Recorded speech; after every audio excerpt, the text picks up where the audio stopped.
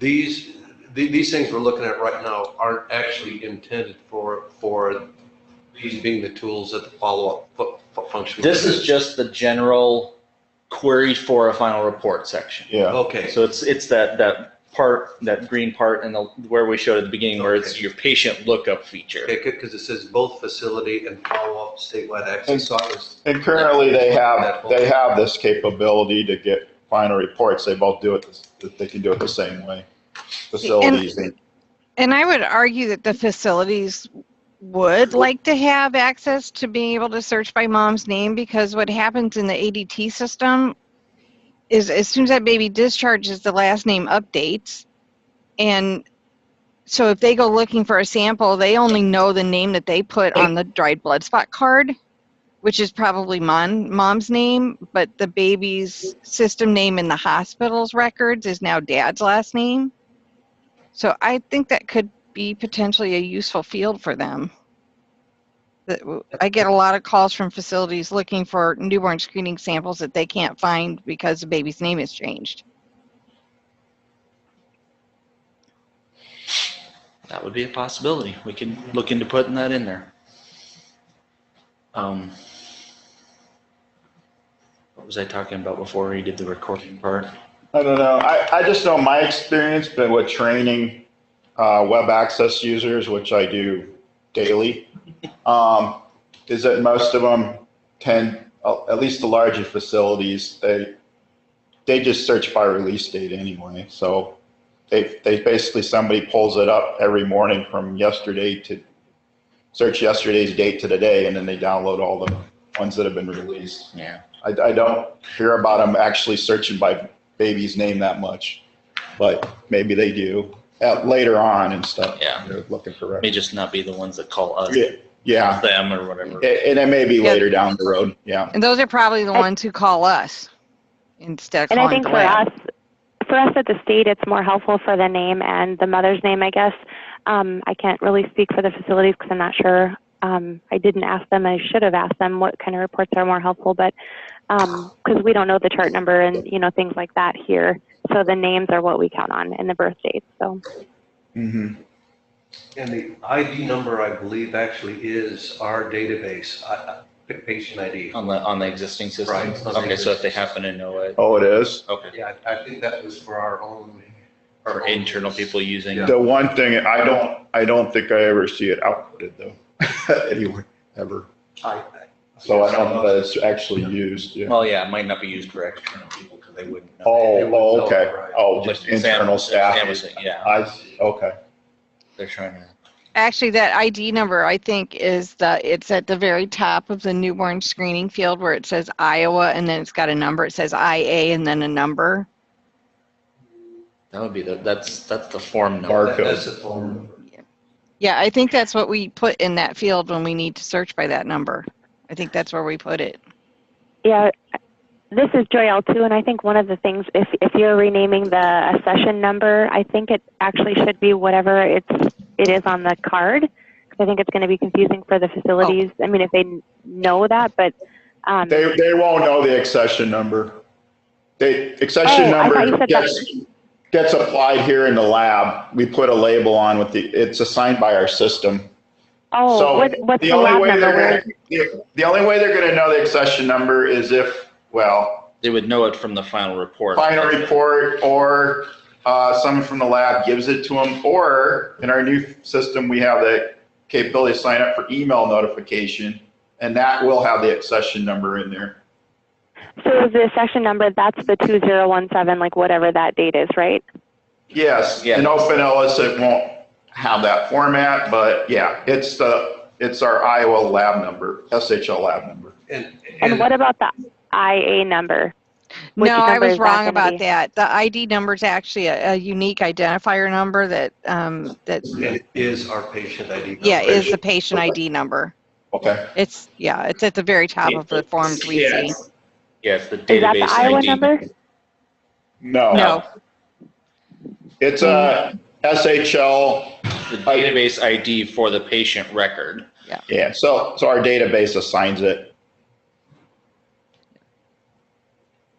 But how would they Yeah, you said external people probably wouldn't know. They Yeah, wouldn't know. they wouldn't So know is that. there a way for them to pull up the Iowa number? That's not on here then? No, it's The not in I- our current, it wasn't in our current system, so I didn't really think about it. Yeah, we have it in the database, but we don't have it on the, Yeah. on the interface for the It's not in our follow-up. current query screen. Yeah. That would be extremely helpful for me doing baby matching because the facilities Yes. can provide the form number, but we can't link it up to a state hygienic lab number. Mhm. Yeah, I And think these- that would be a good thing, that Iowa number, Okay. since it's on the actual form and they're keeping a copy of that. Even though they'll know the baby's chart number, but I think it's just one more way for them to match the babies too. So I agree too. Yeah.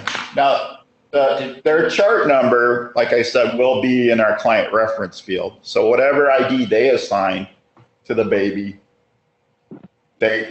we capture that, and they can search by it just like in the current system.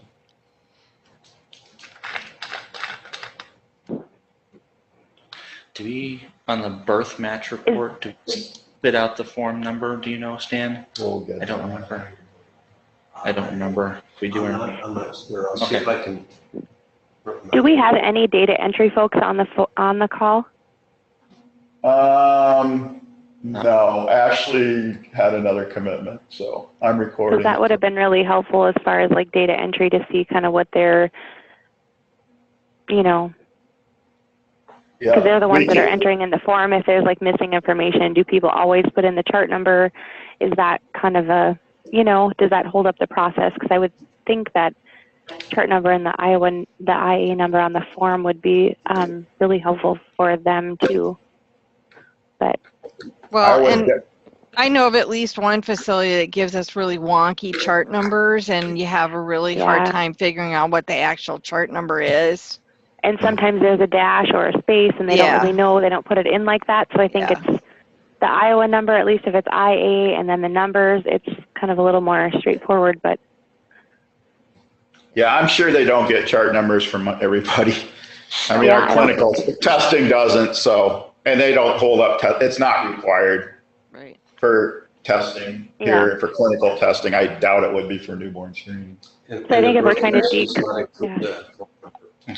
we're trying to maybe decrease the fields that they would have to enter for data entry, I would almost prefer, if we had to choose one, I don't know, but I'd almost prefer the Iowa number over some of the others, like the chart number. They are going to enter both. Yeah, we will have both in data. Data entry will enter both. If they're there, they'll enter them both.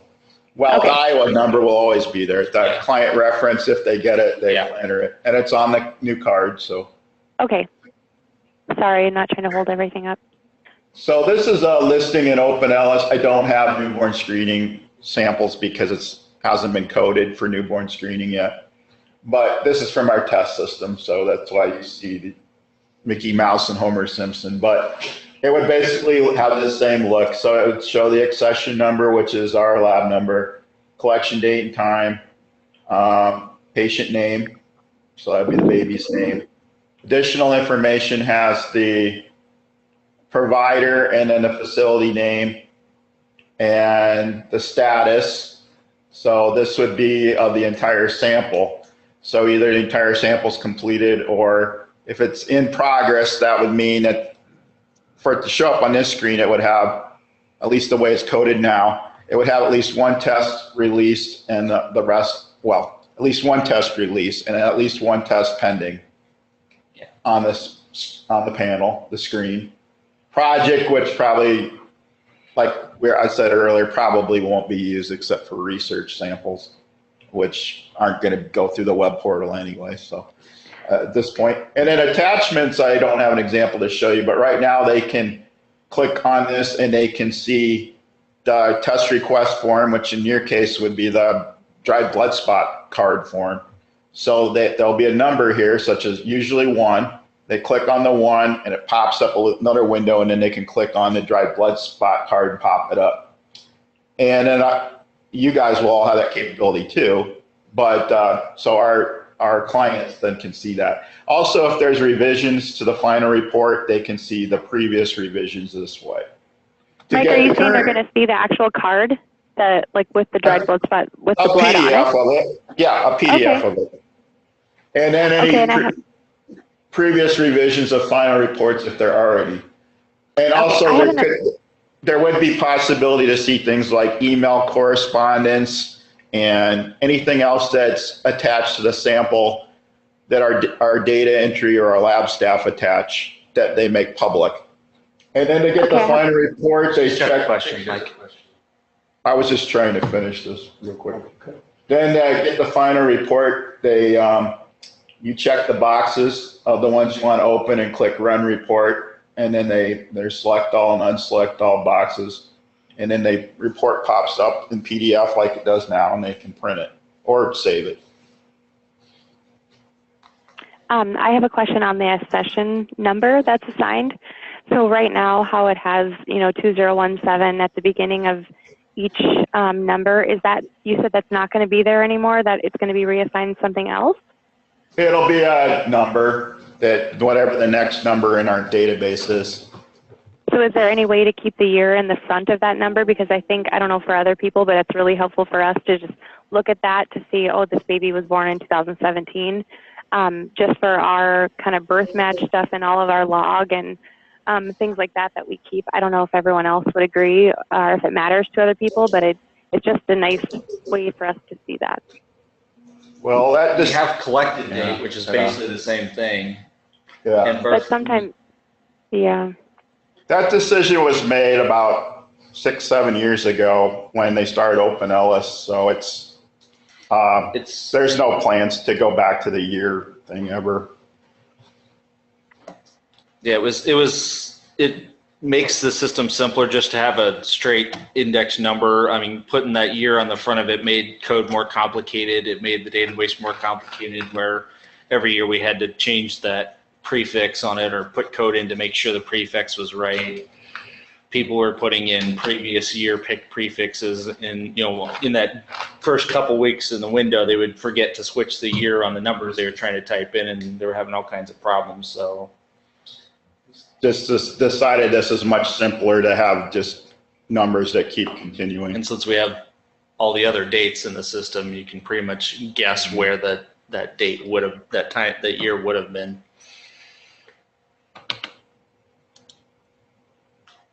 Okay.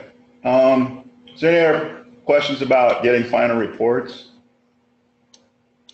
So on the completed, again, that's if any of the tests on the, like newborn screening, there's a variety of tests that are to be done. Completed is indicated when one or more of those All of it. assays are done? On the web interface, completed means everything's done. Everything's released, actually, yeah. It's released and out the door. And In progress means something isn't done yet. one of the tests is not. Okay, and so a question, but to be in progress, it's not enough to actually be received. There has to have been at least one test completed. Released, yeah. And I'm wondering if. That's on the final report, Corey. Okay. We have another one for the test status where as long as we have it, it'll show in progress. Okay. If it's been verified, once we have it and it's verified and we make sure we've got the right organization on it, there's another screen that you'll be able to see anything we have and have verified. Okay. And those will show in progress because obviously at that point, nothing's done yet. And that's actually a good segue because that's what I was going to show you. But that's a good question because there is a little bit of difference. And it's all explained on our website and in the user guides. And of course, when people call, we tell them to, but Yeah, we have help text on yeah, the help site, text on every page. So the next one is, as Matt and Stan were just talking about, is people want to know the progress status of their samples. Did you get them? What's the status? So in the current system, it's called samples received, and you can only query by collected date. And you get a report like this. And the client, you guys can see, all the facilities or whatever you have access to. They only see their facility, obviously. And so it gives them the date we received it, the data was collected, the status, which would be either incomplete or complete, the chart number, and the patient name. In OpenELIS, It's basically the same query screen. Well, it is. Not basically, it is the same query. It's the same fields. Yeah, same fields. So they can query by a lot more things now. They can query by collected date, release date, although if you query by release date, you're only going to get ones that are released. So I always recommend they query by collected date or patient name usually, or date of birth. So that, once again, they could query by accession number. They will know that if they sign up for email notifications.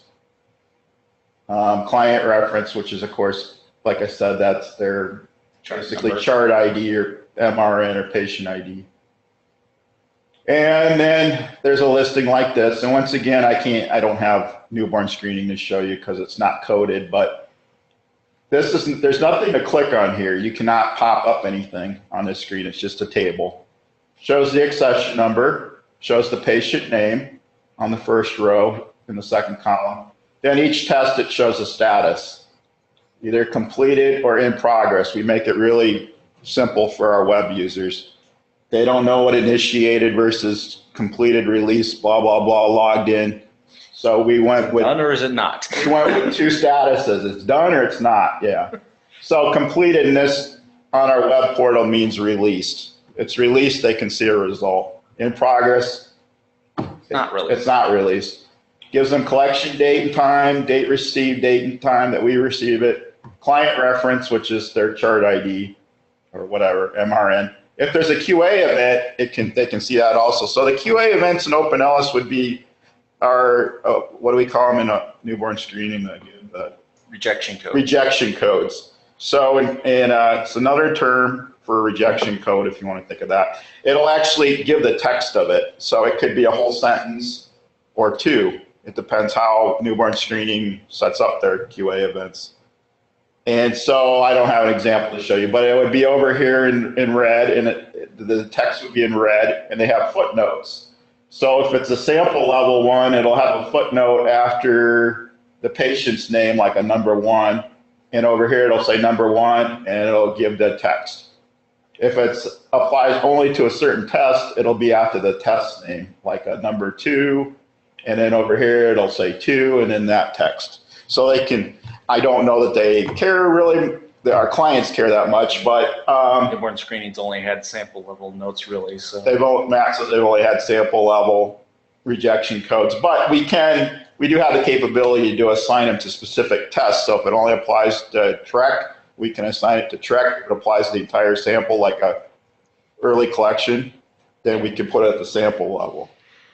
So, sorry, Mike, just to clarify that if this were newborn screening Mickey Mouse, we'd see TREC completed, TSH completed, or are we just going to do the full screen? You'd see the individual tests. Yeah, it's the test level. CAH, TSH, TMS, yeah, all of them. You'd see them all out there. Now, I think we had talked about in the past about Stan had wished that the report wasn't available until the whole panel was done. We had discussions about that. I remember probably a year and a half ago, 2 years ago now, that we might want to revisit. But this does not show results, this table. It's just the status of each test. Yeah, so that goes back to the patient report thing that we looked at before, and I said, so complete, does that mean by test, or does it mean by panel? And I think you said the whole thing has to be done. That's sample level. Yeah, Okay. this on the other screen. On this the other screen, screen. it's Okay. test This is level. individual test level. And so by saying it's completed, it doesn't necessarily mean that there is a result they're going to be able to go in and look at. For that, well, okay. Yeah, if we lock the final report to a full sample being done, then yes, they won't be able to see that even if one of the tests is completed. Our clinical testing and environmental, it doesn't work that way. As soon as a test is done, they can see the result. But if you're programming, you decide you want to have the entire panel done before they see a report, then that would be more coding that we'd have to put into the web portal. No. Well, it doesn't work that way now. Oh, okay, I see, that's Yeah. everything. Because right now, our clinical tests, if they order 3 tests on a sample, Yeah. as soon as the first Same one's for- done, they can see the It's the same report for environmental. with that result, and then they see that the other tests are pending. Yeah, because environmental's the same way. It's Yes. Yeah, Yeah, environmental is usually set up as whole samples coming out. So that's what you just- see on the screen in the web portal is the individual tests being done, but they can't actually get a final report until the whole sample. Yes, they can. That's just me. Oh, that's right. That's The just- web we have right now Sorry. where as soon as a test is done, they can see the result. But Okay, I see. That's so right. newborn screening, they'll have to decide for sure if that's what you want, and then there'll be Code some more that coding Yeah. that'll Okay. have to take place. But anyway, that'll all get that'll get done before we go. Go live. Yes. Does anybody have any questions about this, or they see any things that they think are missing or would be nice to have? I had a quick question only because I want to make a note. I know we're going to move on. Melody or Emily, I'm just curious to ask how often you may get a call from a physician for specific test results, meaning working it backwards, that there's a kid in clinic and there's the kid is showing some signs of something, and so you get a call from a PCP asking for screen results, for individual test results, I guess. Yeah, that does actually frequently happen. Yeah.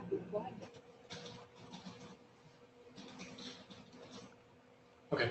And a question I guess I have, when those occasions happen, is it prior to a report actually being available, or is it a call that comes in because they haven't received it yet from the hospital or whatever? This is Tammy. I can speak on behalf of the Iowa cases. Can you hear me? Yep. Oh, okay. The calls do happen very frequently. At least every day you get a phone call asking for newborn screen results. Sometimes it is they're not getting the results from their lab. A lot of times, I know I'm going to use like Natalie's hospitals, for instance. The kid may be born here at the University of Iowa, but they live 40 minutes away and they don't have access to the result. It's for some reason it's not forwarded to their doctor, or they put a hospitalist on that filter card, so the local doc's not getting it. But those calls do happen quite a bit. Right, and I was just trying to distinguish between when a call may come in when only one of the assays is completed, and so there really is not the ability to print out a patient report. So I do that a lot with metabolic patients, like kiddos that are in NICU. Like I do that with Dr. Lutz a lot at Children's Omaha, and I just make myself a sticky note and with the kid's name, the kid's date of birth, and I just go in every day and check it. If he's looking for tandem mass and that's available, I can tell him that result. But then I watch it every day until everything's back, and I can send him the final report at that time. I don't know if that answers your question. Okay. Thanks. Well, plus the other instance when we use that is like if Judy has a family that has MCAD and there's a new baby and they know the newborn screen, Judy's frequently asking for us to look for just that tandem mass result as soon as it's available. Well, what we do in that case, though, is we email, and this is a whole nother discussion for a later time, but like I will take that, if we have a pending birth, I'll take that baby's information, mom's information, where baby's going to be born. I send it to the lab, and I know it puts the lab in a hard spot. I know they don't have a good mechanism to look for these cases. But yeah, the lab actually lets us know when we get those results. And sometimes Dr. Casas will call about a baby and want to know just the specific endocrine results. So it does happen. Okay. And thank you, guys. And I know there's a bit of a distinction between the internal and external use. Again, the final reports versus you guys getting calls. Just curious about the overall picture.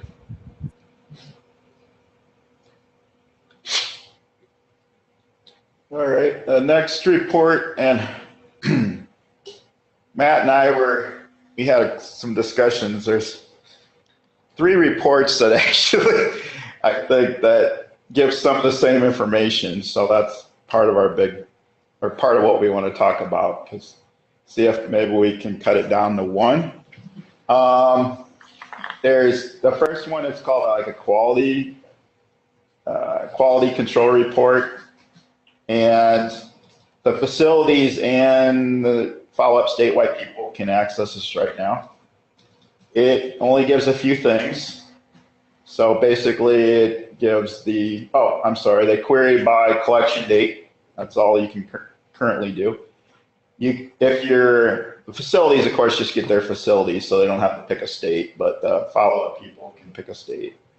So on a facility report, you get the patient name and chart number, which I boxed out.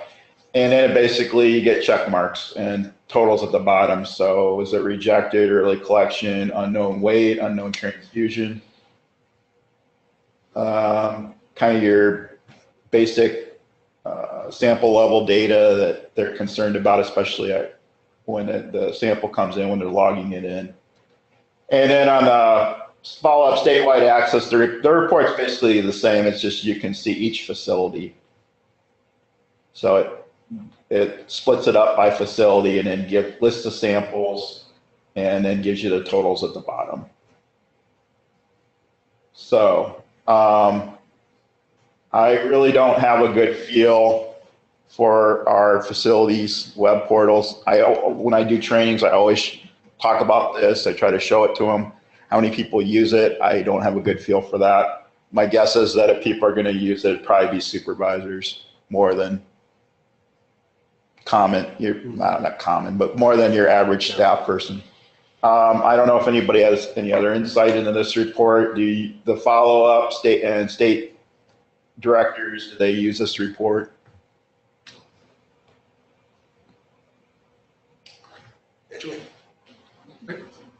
Well, I think, Joelle, did you, I'm just, trying to think about the extra programs. Well, the facility. Yeah. Yes.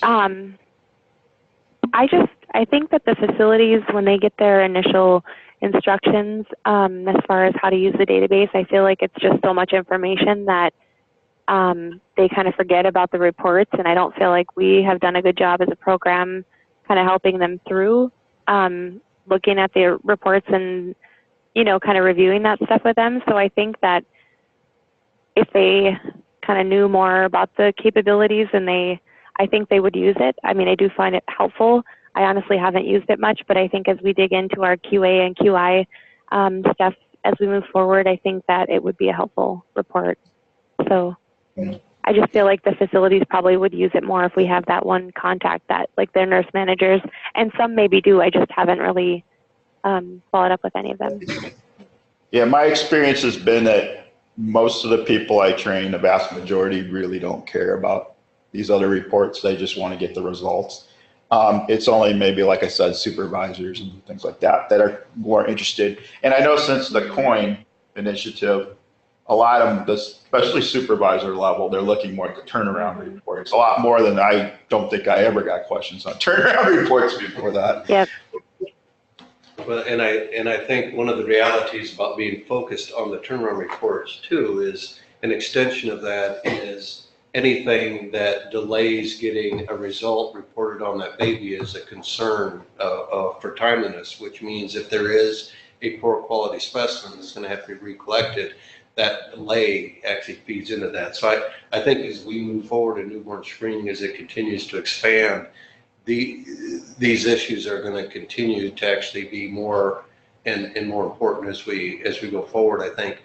And one of the questions I had about this report, currently in our information system for newborn screening, there is no way to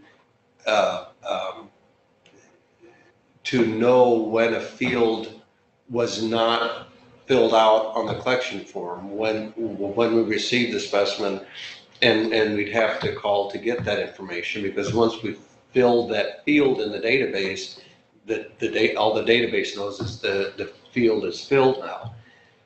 With OpenELIS, my understanding is that we actually have the ability to know what information was missing when the specimen was received. Is that You can go through the history and see when certain fields were added, because we have the robust history now that has field level data of what was entered. So obviously the first time the sample's in, everything's new.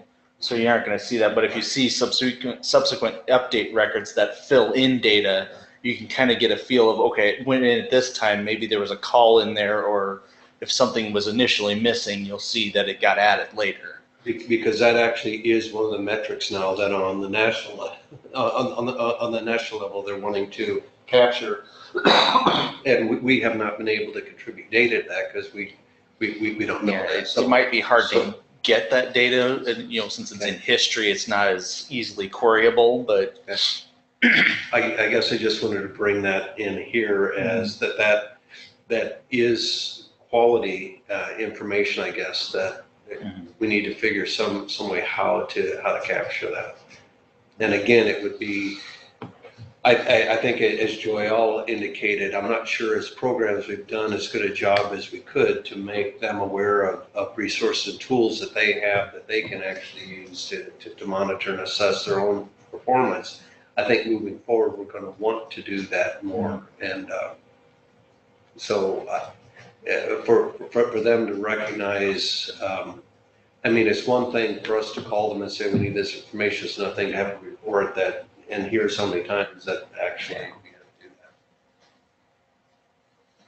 So they're I think there could be a better, probably, quality assurance report that we could make available to the clients, and it might be similar to one of the other ones even. Yeah, that we're going to look at. We have it internally. We just haven't. Yeah. Currently in OpenELIS, nobody's asked for it externally, so it may be just a matter of writing in an interface to expose that report that we have internally for the external people. So we actually have, like I said, we have kind of like 3 reports right now that kind of get at a lot of the same information.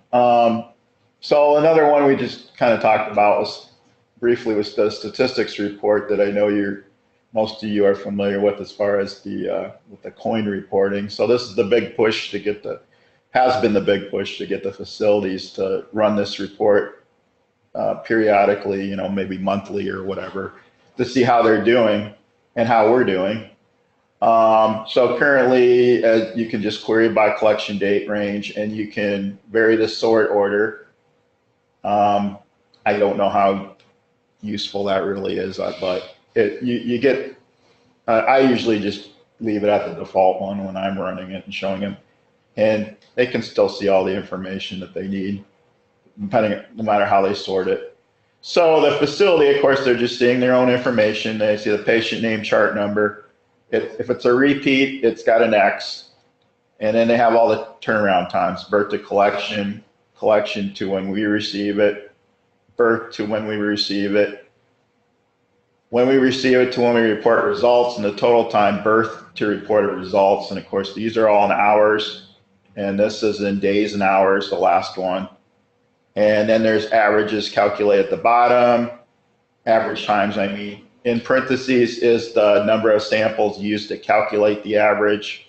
And as it says down here in the note, repeats are excluded from the averages, and specimens collected greater than 5 days after birth, and specimens with date missing.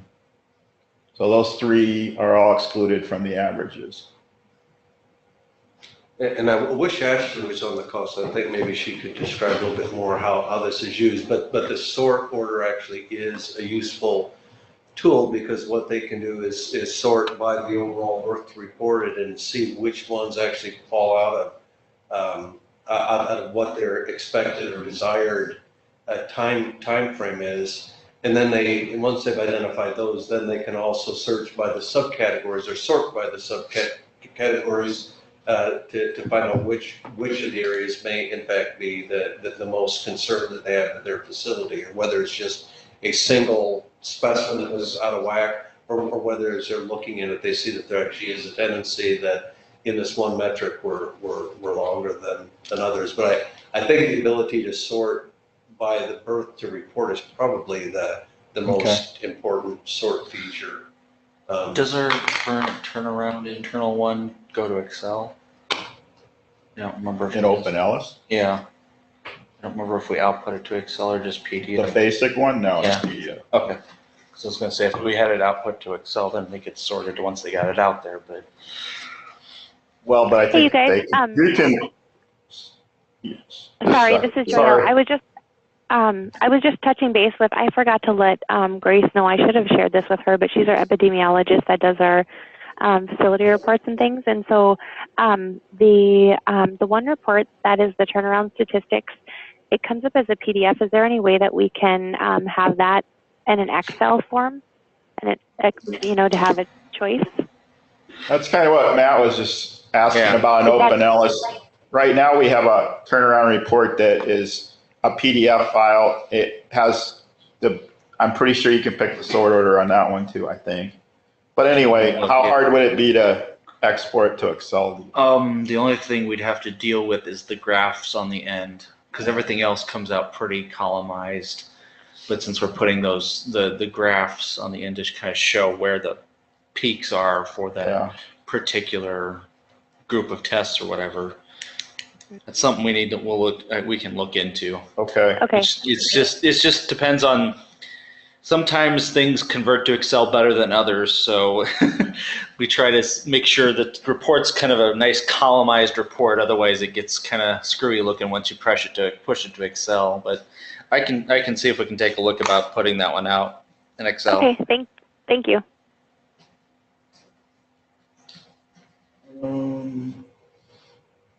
So yeah, and then in the one that you have access to, it's really no different except you can see each. It's split up by facility. It's the same report. So I mean, the plans would be it would work the same way. You can see all the facilities that you have permissions to. Yeah. And the clients would just see their information. Then the next one is feeding report. So right now they can just query by birth date, range, and you get a report that looks like this. So it lists, and the clients do not have access to this. So it just splits it up by facility and county. So these numbers would be Those are county numbers. the county numbers, okay. And then bottle, breast, both. NPO, I think there's an X from what I saw, if that applies. I didn't see any with unknown, I don't think. And then the total to the right. Do we know who's all? I know there's somebody at Iowa Department of Public Health that's using this report. Do we know if other people are using this or who all is using this? North Dakota does. It's a requirement for our WIC program to actually provide this data on their grant. So this is an important one for us. But I was just going to double check because I think we remove the unknown off of the dried blood spot card, or we took something off. Does anybody else?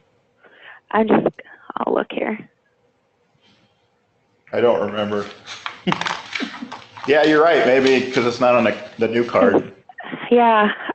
Okay. So we have feeding methods on the North Dakota form, which I think we kept them all the same, but it's breast milk, formula, TPN, and then none of the above. So the unknown was not on there. So breast milk, formula, TPN, and none of the above. Well, and I don't know. I might have just caught the sampling I did. Might have just not had any unknowns either. So I don't know. Okay. We'll look into that, I guess. So I think the whole thing was that we would never not know because they would always check and then they would mark it down. I think that's why we removed that. If anybody else remembers some of that discussion, I don't know. So we might just need to change the unknown column to none of the above. Okay. And then add TPN, I think. I mean, I don't know if that, I think it just could reflect what we have on the card, but I don't think it matters as far as reporting. So they just want to make sure that, see how many are breastfeeding, because then they do another questionnaire or whatever at like 6 months or a year to see if there's been a big decrease. We replaced NPO with TPN, is that right? Yep, so it's breast milk formula. We put formula instead of bottle. Okay. And then TPN, and then none of the above. All right. So I would just maybe if you can reflect what's on the card. Yeah, that was going to be the plan because in the new system we'll have those texts and we'll be pulling those straight out of the database. So yeah. Okay. So this and one I think probably, those were the same for all 4 states or all 3 states. I'm pretty sure. Yeah, they were. I just couldn't remember them. So this looks to be pretty uncontroversial unless somebody sees something else they need. But if anybody have any other questions or comments about this report, if not, we can move on. The next one is facility summary, which is just, once again, the facilities do not have access to this currently. So you can query by Raman 2. I wonder what that is. It matches the date type, so it's. Oh, either, okay, yes. So they can pick either date received or birth date and then specify the date range up here. So, and it tells you on the report, yes, I picked date received for my example. So you see the facility ID number, the facility name, and then the total samples, initials, repeats, and then all these other things that I know there will have to be some adjustment probably to the terminology a little bit because we're changing it a little bit in OpenELIS. But maybe not much. Most won't be the same, but yeah, the borderline presumptive positive for most of them. yeah. And then it's just, HB and the Yeah. TMS might tweak a little bit, and the CFT might change a little bit, but yeah. so it's, can we find out how many people and who's using this report? If the reason I ask is because Matt has limited amount of time to code things, and so we want to try to gauge if, since these reports were written so long ago, we want to make sure to see if they are actually being used, and if not, we don't want to have him spend his time coding them, or if there's other more useful reports we could develop or tweaks to reports, changes. Well, I think the intent when this report was first done is that it was to be a tool that the state health departments, those that were responsible for the programs, to go in and actually obtain a report for their program during that period of time that they're interested in. In most cases, it would be fiscal year or calendar year. And there was, on a national level, this data being requested. And the reason why there's either received date or birth date is because the reports requested on the national level, on the national level are generally looking for based on babies born during that set period of time. But there are reasons that the program is looking at data at date received to see certain things that may happen in the laboratory as well. So I think the idea is that this report would capture and provide to the states, to the programs, the data they need to fill their annual report. And I guess I would see that as a report that would be used and valuable by the states. And this is Joyelle, and I know Katie's not able to be on the call today, but she usually had provided the data to our Title V director and the EPIs within that program to do some of the reporting for that grant. And so I would just need to double check with them because I think this may have been a useful report for them as well. So if I can follow up and let you guys know, she's actually not back until next week, so. And I know we discussed a little bit about the complexity of making these available as an Excel versus just a PDF. And again, I don't know. Yeah, it's more the layout of the reports that makes it difficult. So like I said, things like this, most of these reports, they're very nicely column-based. They usually work pretty well Excel, but if you've got a lot of groupings and stuff that kind of merge cells together, when you throw it in Excel, the cells get all, there's like tiny cells here just to get the spacing right, and it's very hard to read and sort. So we try to avoid doing Excel on anything that's not nicely columnized. Lucy, do you use this in South Dakota? Can you hear me? Yep, we can hear you. Okay, great. Actually, no, we do not use this report, but it would be valuable. The limitations that I've noticed with these sets of reports that are in the PDF format is that they're not separated page per hospital, and there's not a page of state totals. If that were in place, I would be using these much more than I do now.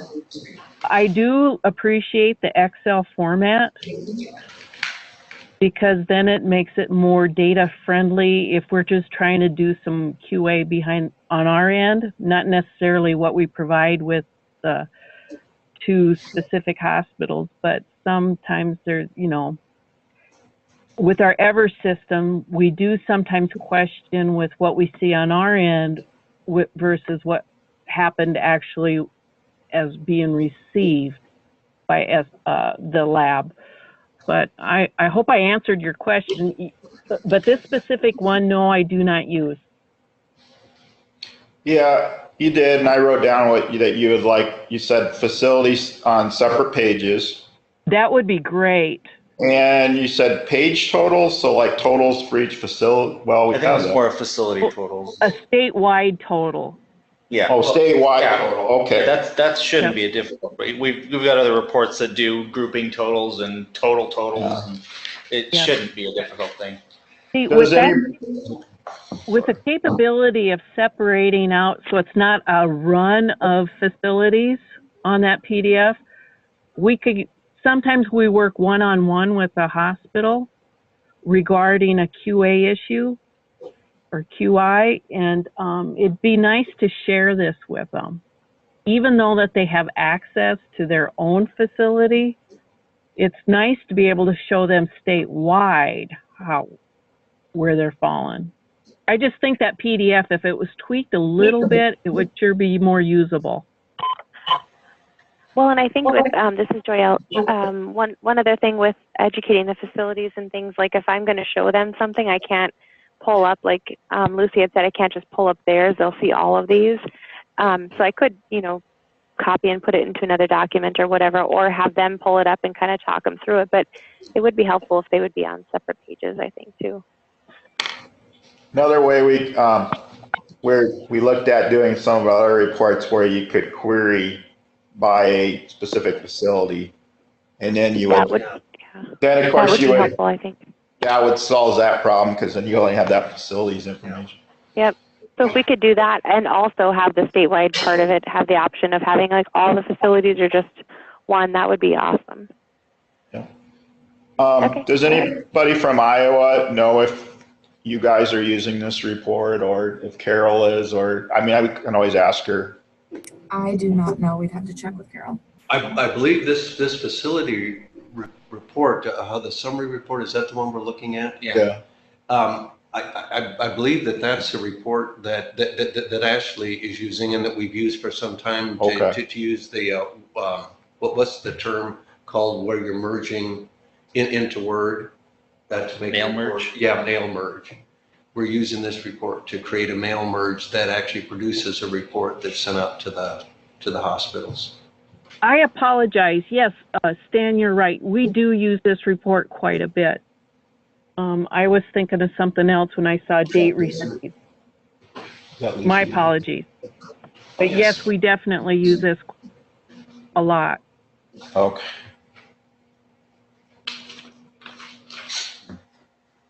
Okay, that's very helpful. And then I'll follow up with Carol too to see.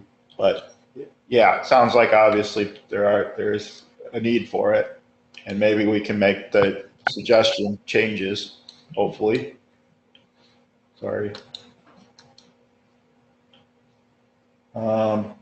If you think of things, you know, after this meeting, in the next couple of weeks, please email people on the call. You can reply to everybody, and so we get those captured, and I'm sure we'll have probably a follow-up meeting at some point. This won't be the last meeting. Yeah, after Matt has some more time to think about things and we gather more And information. obviously, you'll see it all before it goes live, or Yes. sooner before that. We'll give once you we get it. plenty of time to test everything Yeah. once he's got it coded. Test environment. So the next one is a facility birth match. I know, what is it, South Dakota uses this, I assume. I think I remember. And I don't know if believe that would be North Dakota. I think everyone uses it. North Dakota does too. Okay, all right. South Dakota does not. Oh, okay. I got it mixed up. I don't know how much Iowa's using it. Maybe they could chime in. It'd be somebody, the department. Yeah, I don't know if Kim's on the. Okay, so Yeah, I'm not sure either if they use I think this. because Kim sends it to somebody else at Title V, and then they send you the unmatched, right? Okay. I'm not exactly sure how the process So works. Yeah, Yeah. I think she must use it. But we, for North Dakota, we actually use this every couple of weeks, and then they use the text. They prefer the text, and I actually copy it and open it up in a notepad, and that's how she prefers it, I guess, when they're entering that into their system to do the match. So I'd prefer if we could keep both the Excel and the text format on this. Okay. And then I can follow up with her to see if there's anything else that she had in mind, I guess. But Yeah, right now you can only query by birth date range, yep. and maybe that's sufficient. I don't know. Boy, I'm having trouble reading all this, but from our projector. But if you have, let me try to zoom in a little bit more. Plus, and then down. Oh yeah. It was. So we have patient ID. So that should be once again, our database ID, I assume. Yeah. Okay.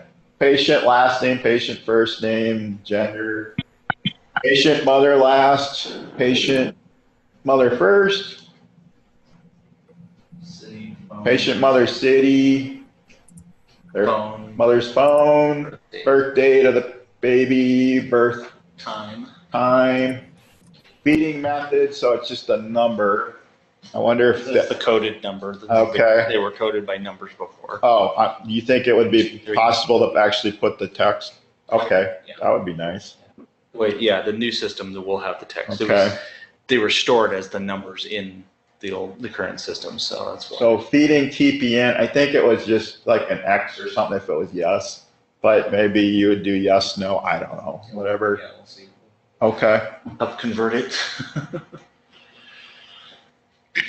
all right. So Received with this date. report, just one thing on the feeding method in the report. Do you guys know why the feeding method in the TPN was included on the birth match report?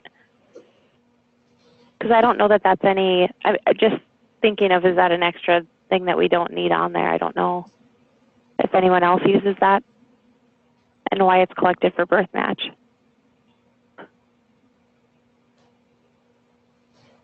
Since there's already a feeding report, you know? And I can't answer for Iowa. I think Kim is using this report, but I'm not sure how, if that is something that they use to match or not, I don't know. So we'll have to find out from them, yeah. Yeah, but if they don't need it, then we can easily take it off. But yeah, we need to see if somebody's using it. We'll make a note and look into that. And I guess I should correct something I said earlier too, that facility, the summary report, again, I think was for a different purpose than the facility QA report that we haven't actually talked about yet. That's the one where we can mail merge. So that's a different report. Sorry for that. So we have the received date, SHL lab number, which would be the accession number, chart number, with facility ID number and name, and Collected date. collected date and time, Collection valid, repeat. rejection code, which would be a QA event Yeah. now in our new system, which would display probably the short name. Yeah, we'd have to see. Yeah, it'd probably be I don't a know. short name to fit it better. Yeah, but then we'll have to provide them with the short name. Yeah. Weight of the baby, transfused, yes or no, reported date, and then the form number, that's that Iowa barcode number. So does anybody see anything in here that's So it is on the birth. missing or anything else they suspect might be unnecessary? This is Joelle, and I think I see some unnecessary fields for us that I don't think we need, but I just need to double check with our vital records. So that's, I guess I can get back with you with that too, with some of the feeding methods and the weight and all that. I mean, we just want to make sure that the biggest things are mom's, mom's full name, phone number, and the baby specific information, birth date, collection, things like that. But a feeding method, I mean, the weight, transfusion, I don't really see the need for that on this report, but I'll just double check with our vital records. Okay. Well, just let us know what you find out. Yeah, the less work for you guys, the better, right? Yeah, it's may well that there was a need or it was thought it was needed at the time, and since it isn't really needed. Maybe this report was developed before some of the QA reports or something, or the feeding report. I don't know. That's the thing, we're not, we don't know, Matt and I don't know the exact order of how these reports were developed either. And just for clarity I guess for me, this birth match report is generated only from the initial specimen from a baby. It doesn't include any of the subsequent specimens that are. That sounds right, but I'd have to double check. Because I could see that would cause some confusion if this included repeat specimens.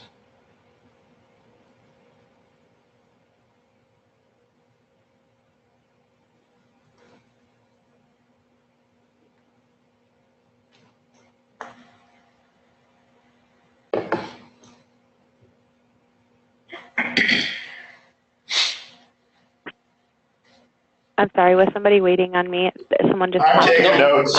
I'm trying to I'm trying to write all these things down, and Matt's writing down too, so we'll probably combine our list. Somebody just popped in, so I thought, I missed something, but okay.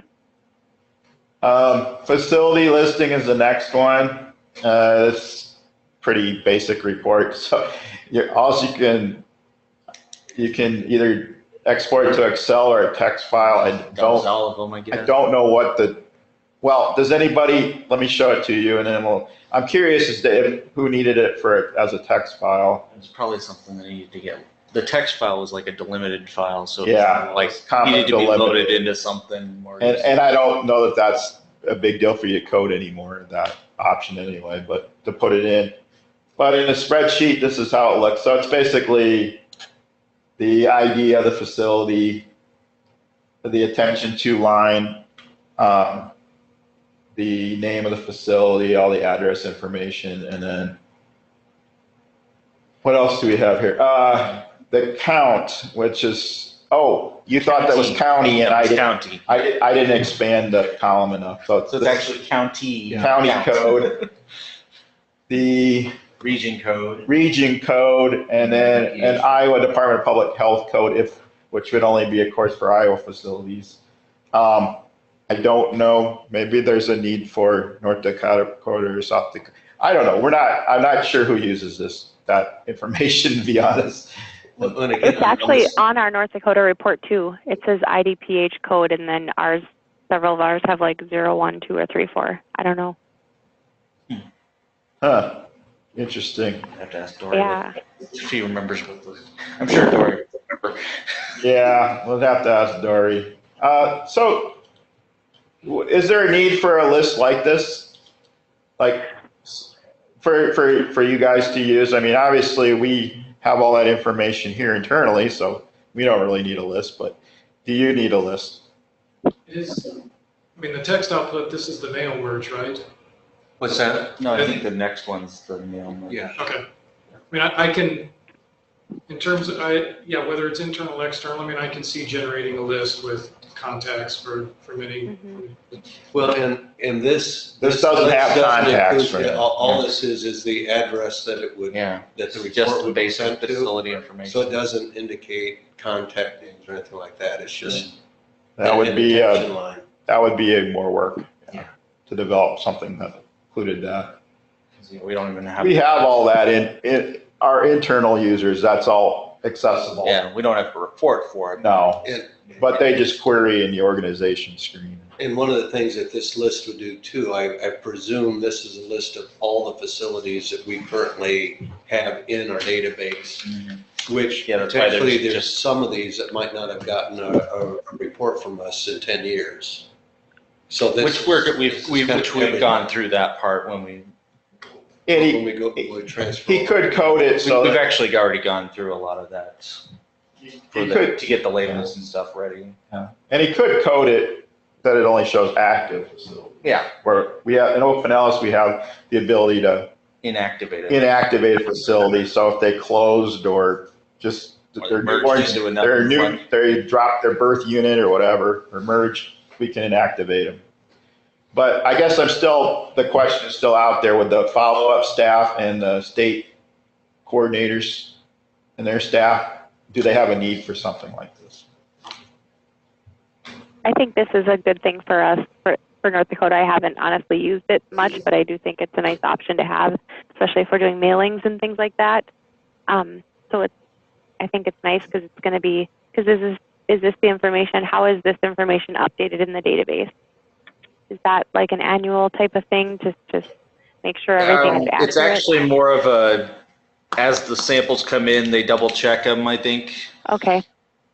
So if they get one that's doesn't match, they like, okay, is this actually this when they change something on Okay. it? Or the data entry people usually keep a pretty good eye on those to make sure they're up to date. And I know, Ashley, there's a form, facility verification form. So Yep. when they change names, which hospitals do all the time now, and or addresses, or a new one comes, And we also have Opens. the annual secure fax yeah, notification they have stuff, that too. So they have to fill out these forms and then they update the database with it. So yeah, we keep a So I mean, they can make changes in the database regularly. daily or weekly. Yeah, I know they do the secure fax check annually, but yeah, pretty much anytime the samples come in, they're double checking if there's a discrepancy. So And This to is me- Lucy in South Dakota. I would agree with Joelle. I don't really use this report, but actually that information is nice to know when you contract with a laboratory, to know your facilities and the list of South Dakota clients. So I didn't actually realize it was there. But if it wasn't there, there would be times I'd probably be contacting Yeah. Iowa for that information. So I did Yeah, note this would be nice for since we- mailings for us too. Sorry. That makes me think, since right now it's just dumping all of them, do we want to add parameters to try to narrow it down at all? So that you guys aren't sifting through like the whole programs list? Comes out. I mean, if it'd be possible to restrict by state or to choose by state, to me, that seems that would be a useful thing if it's not that The hard to easy one would be, program. yeah, the only caveat with state is if it's a border state and it's actually, doesn't match the state of it, it's managed by a different state or something, but And that's I the only think, caveat that gets in there, but. I guess I have a question for South Dakota, North Dakota, and I don't know if Kim's out here if can answer it, but I'm assuming in most states that the laws and the administrative rules or the code that defines responsibilities, I presume in most cases the responsibility is regarding the hospitals within your state. correct. Yes. That's one of the things, though, that we're trying to work on is to reach more out to the clinics. Well, we don't really know. So it'd be nice on this if we had a drop-down box of being able to, select the birthing facilities and then the outreach clinics, if that's whether it's a clinic or just if I don't know if those are differentiated in here. I mean, I can see that they're laboratory or whatever. but that would be nice to be able to differentiate for us which clinics we need to educate on how to do the collection. Yeah, right now, like in the current system, we definitely don't have that differentiated that I know of. In the new system, we could do it, but it's not, I mean, basically when we go through the way the newborn screening is getting set up in the new system, it's more about when the sample comes in, what a facility is. So we have two different facility fields on the sample screen for newborn in the new system. One's the submitting facility, one's birthing facility. So that's kind of the really only differentiation we have right now is where it was used. But there are capabilities of putting that in. It's just managing it because we do have parameters on the organizations, but it's just a matter of managing what types need to be put in there and who's responsible for managing those types and getting them updated properly. It just adds complexity to the organization management. Yeah, I think this is really helpful. The only other thing in this, and I don't know how this would be done, but in using this for a mailing, what's provided here is an attention line and then the address, and that's mainly, I think, for sending reports back or billing. I'm not sure how this is done, but within the database that there are a number of different contacts within that facility that are identified for various functions and purposes.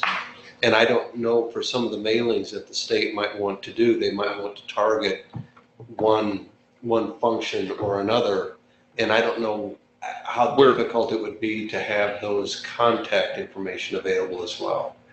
That would be, we do have a capability, but that it's the same issue of we have types on our contacts of what they are, so it'd just be a matter of managing those types. And we're not going to have attention lines by default because in the new system, the org does not have the attention. It's the sample that it has it. So in the current system, in newborn screening, the attention went with the organization. In the new system, the attention goes with the sample or wherever you're putting that organization. So I don't think they probably will use the attention line. Yeah.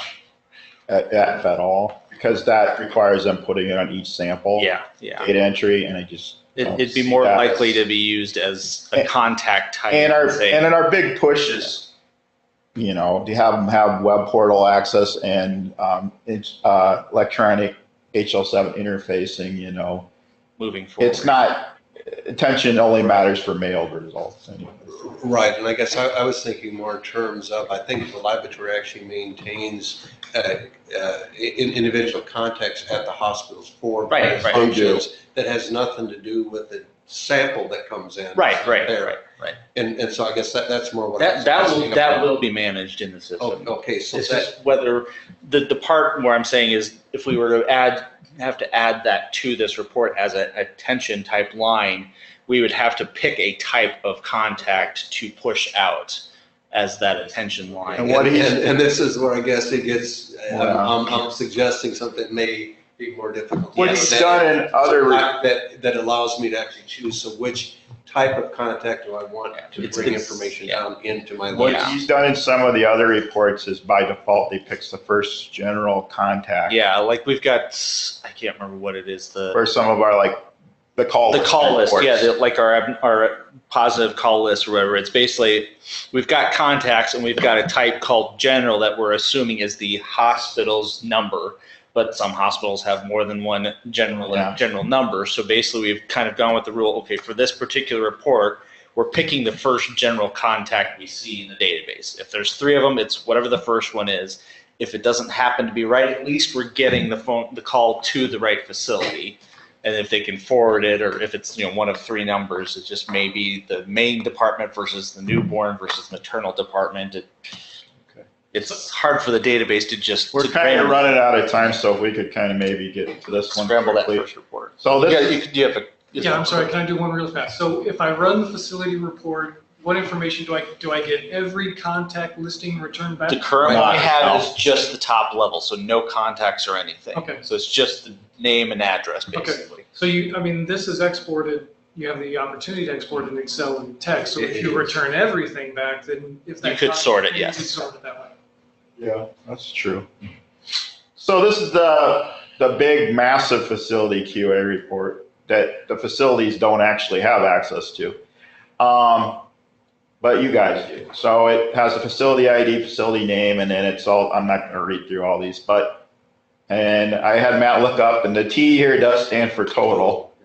I don't know, I guess I'm a little bit confused as to how these turnaround times differ from the ones that say total. That had totally to do with the mail merge. It is that it could take the facility, and then it also provided the state totals for those same things too. So you got this, the total means that the average very state, specific. the whole state.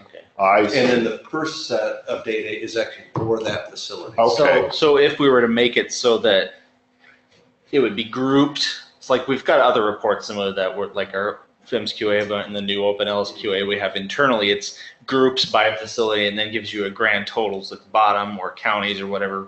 Would that cover what this is covering? Again, I think this was, it was Dari and I that worked on this, him mainly in creating a file that we could mail merge. And I think it ended up that it was easier if the totals stick everything out in one line for each line, because that total is the identical all the way through. Right. But you were just trying to take one line and be able to mail merge it, that Exactly. one line into another, into different Right. facility groups. And again, this was done, probably 10 years ago. Yeah, at least. So there's probably better ways of doing that. Well, like I said, if we've got ways you can, like other reports, we do the groupings and you can, narrow it down. So if you do the query by just one organization, you'll just get that group, but you'll also, there's probably other ways around it. It was just limitations of what we were working with. The whole purpose of this was for, again, the health departments to have the capability to produce a monthly or quarterly report that they could provide back to the facility. So whether the facility was actually doing queries on their own to monitor their performance, this could go out. We need to see who is using this and what for, and kind of target it, as opposed to a mail merge that we send out, say, okay, here's, you guys can go look it up for yourself, or the state can see, here's the conglomerate report. So Joelle and Lucy, do you guys use this report? Yes, this is the one that we do our facility reports from. So this is an important one for us. That's the same for South Dakota. I recall when Dari set this up, I remember saying this was sort of the most user-friendly for, I think all the 3 state programs wanted something like this. So I'm open to however it could, change into the future. Because I'm just wondering, sorry.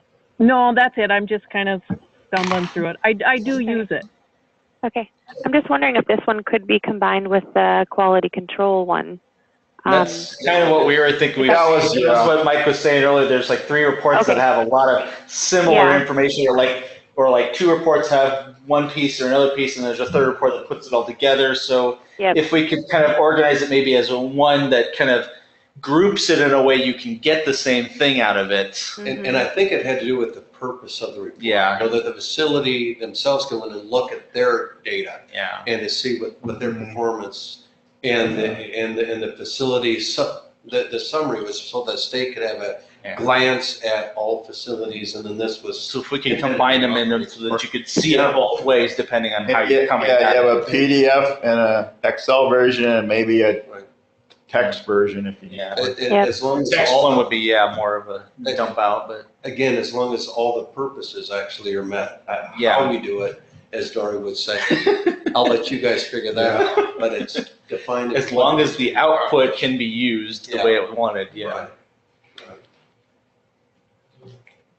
Well, this was great. Thanks, everyone. Got some we've good got information. A lot of notes and things we need to follow up on. And like I said, if you got other thoughts later and you talk to other people, and you could just email everyone, and we'll let Matt put his thinking cap on, and we'll get back to you after we have some progress on these things. And one thing I guess I would say, and I think that I think Lucy remembers this for sure, but when we were first doing this, that the hope is that if you go in and you could click a button and it would produce a report that you could set out.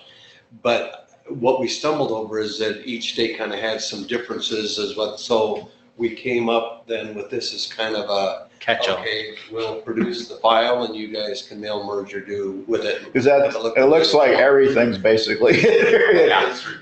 And so I guess I would just kind of throw out on the table again, if it'd be worth some discussion about if we could come up with a format of the report that either that everybody agreed to or was a format that some modifications could be acceptable to be made. And again, we go to the web portal, click a button, and it spits out the reports for us instead of having to manipulate this. Yeah, take this in and mail merge it, put all the facilities in. Right. So I just want to throw that out just to consider if that's possible. That's the goal of progress, is to make things work better. You know, you have one thing at a time, and if you're limited in capabilities, maybe down the road you'll have more tools. And yeah, we might be able to. Maybe we don't have changes now that we. You'll think of changes down the road and we can implement them then. There are better ways of doing it. Like we keep saying all along, this is not, we design it, we're done. This is going to be the system for as long as we can keep it around. So it's not like we're going to leave you where we drop you. It's going to be, if we're going to try and keep upgrading it and improving it. And if you guys have ideas, let us know, and we'll try to maintain it and keep it going and useful as long as we can. Thanks, guys. That sounds good. In addition to what Stan said, I just wanted to say that with our New Steps grant, we have some leftover funding from the first year of our grant, which was last year. But we have reports. Doing our reports is actually one of our goals. So if there's funding issues with that, we could maybe provide some additional funding for the report to help with kind of moving it along. I don't know if it's a funding issue or just not having enough people, or you know what I mean, but just to keep in mind that we do maybe have that option. Thanks. Thank you. Okay.